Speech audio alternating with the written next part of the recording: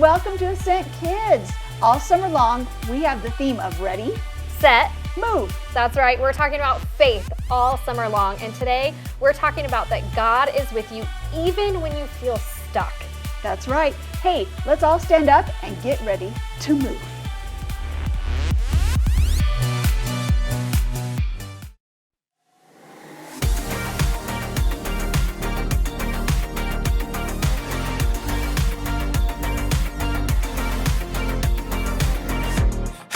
Got to see what you see. You are doing a great work in me. I've decided I can't stand still. No, you have given me purpose. All my heart is yours. All my life is yours. I will make a move for you, for you. All my heart is yours. All my life is yours. I will make a move for you. Make a move for you. Make a move. Make a move. Make a move for you. I will make a move. Make a move. Make a move for you. I will.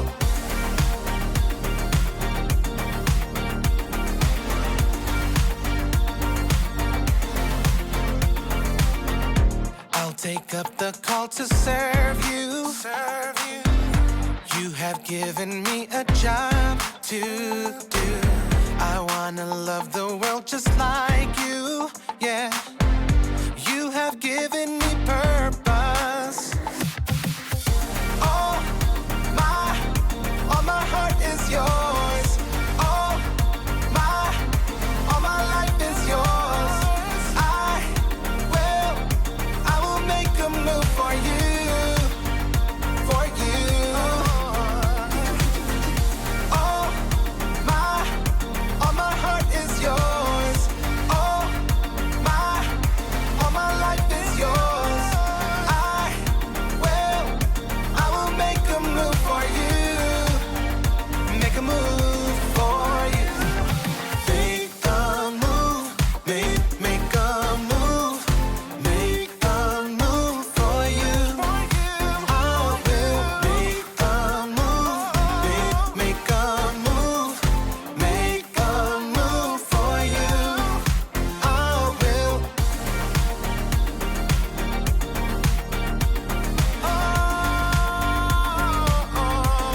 Make a move.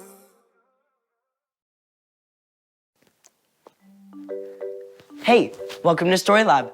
This week, we're talking about faith, while we take a look at the story of someone who found himself in a tight place.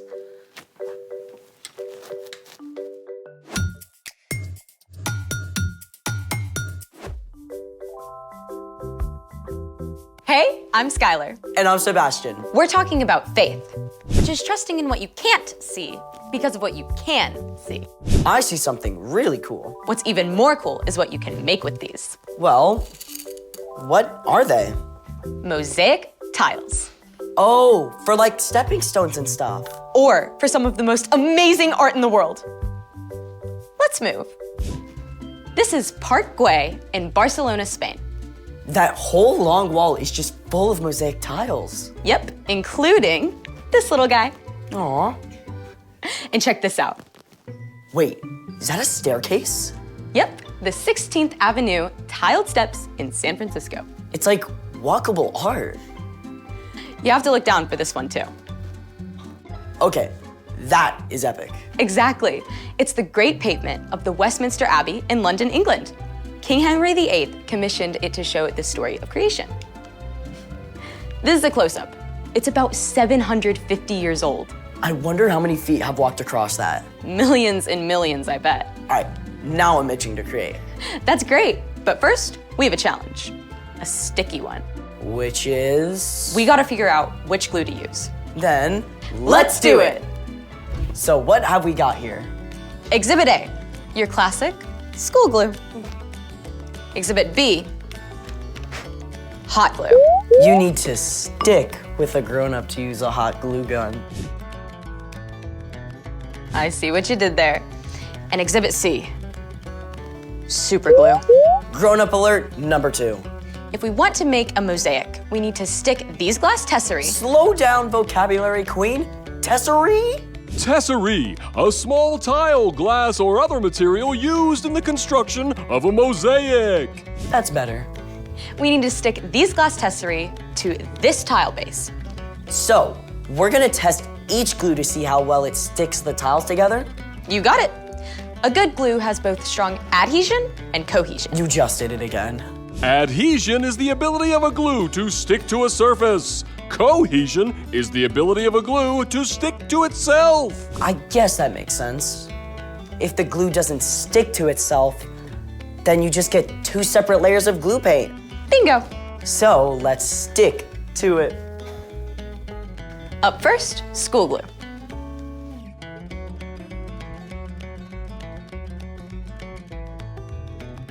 Hot glue's ready. There we go. Okay. And finally, super glue.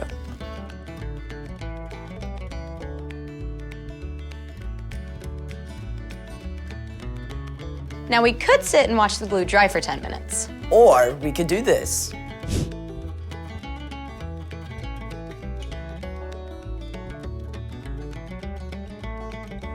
Now I'm gonna see if I can pop them off with a little pressure.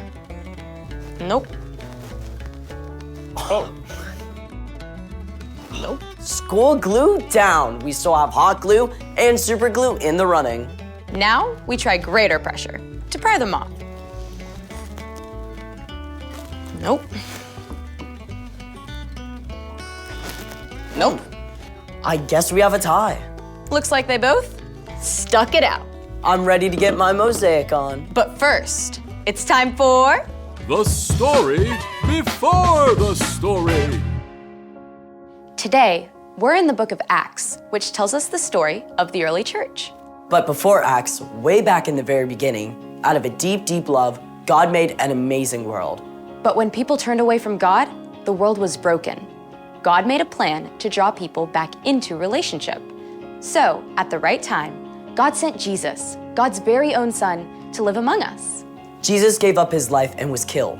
But on the 3rd day, he rose to life.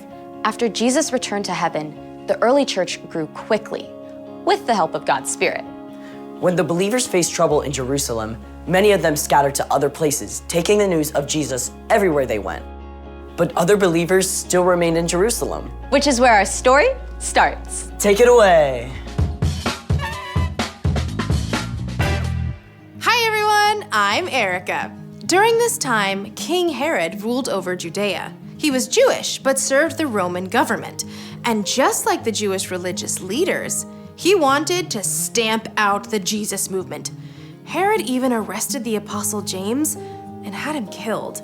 When Herod saw how much this pleased the religious leaders, he sent soldiers to arrest Peter too. Now, Herod had seen strange things happen among the believers. Like when Peter and the other apostles had been arrested before, they had mysteriously turned up back in the temple courts. Herod was not taking any chances. He had Peter chained up between 2 guards with 2 more guards at the door. 4 separate groups of soldiers were assigned to the job. Herod made plans to bring Peter out for a big public trial right after the Passover festival.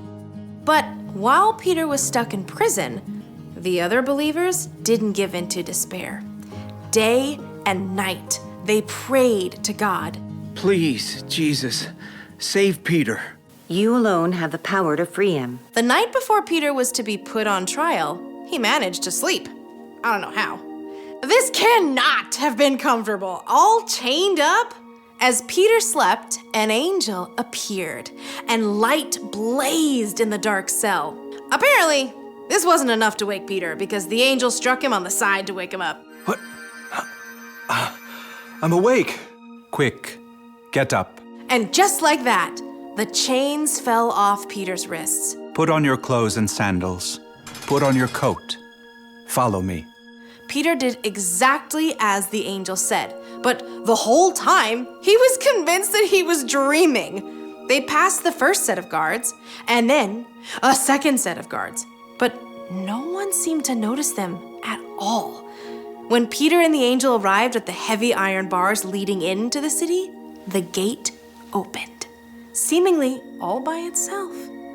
Peter followed the angel right out of the prison and down the street. When they reached the end of the street, the angel disappeared. Peter shook himself and looked around, and the truth hit him all at once. This was no dream. It was real life. Now I know without a doubt that the Lord has sent his angel and rescued me from Herod's clutches. I bet Peter felt like doing a dance right there in the street. Instead of awaiting trial and death in the morning, he was free, and he could not wait to share the news. Peter headed straight for the home of his friend Mark's mother, Mary, where the believers often met to pray. He knocked as loudly as he dared. At last, a servant girl named Rhoda came to answer. Who is that? It's me, Peter. When Rhoda realized it was Peter, she was so excited to tell everyone that she ran back inside without actually opening the door first. It's Peter! Peter's at the door! You're out of your mind! It must be his angel. But in the midst of this debate, Peter kept knocking. When they finally opened the door, they were absolutely amazed to discover that it actually was Peter. There was a huge commotion, but Peter signaled for them to be quiet. Then he explained the whole story. Tell the other believers about this. After sharing his story, Peter left the believers. In the morning, the prison guards were shocked to discover that Peter was gone. They searched everywhere, and when they couldn't find him, Herod was so enraged he had the guards killed. But in spite of all this, the early church continued to grow. The end. I bet Rhoda got teased for a long time about leaving Peter at the door. You pray so hard for something, but sometimes it can still be a surprise when you actually get it. So, what's our part in the story? Well, you may never end up in prison like Peter, but there will be times when you feel completely stuck with no way through. Maybe you've studied and studied, but you just can't seem to understand math. Or you've been trying really hard to be kind to your younger sister, but every time she bugs you, you can't help from snapping at her. I remember when I started at my new school, it was really hard for me to make new friends. I felt so alone. It's tough feeling stuck. But when you're in a place like that, you can be certain of one thing. No matter how frustrated or alone you feel, God is right there with you. When you ask God for help, God promises to provide patience, perseverance, encouragement, and hope. And sooner or later, you will get through it. That's what I like to hear. For sure. See y'all next time. Bye. So here's the thing. God is with you, even when you feel stuck. I've been trying to imagine what an angel might look like. Me too. Think we're anywhere close? I think if we actually saw an angel, it would blow our minds. True story. Thanks for joining us in the Story Lab. See you next time. Hey, Ascent Kids, thanks so much for joining us today. And don't forget to keep on moving until we see you right back here next week.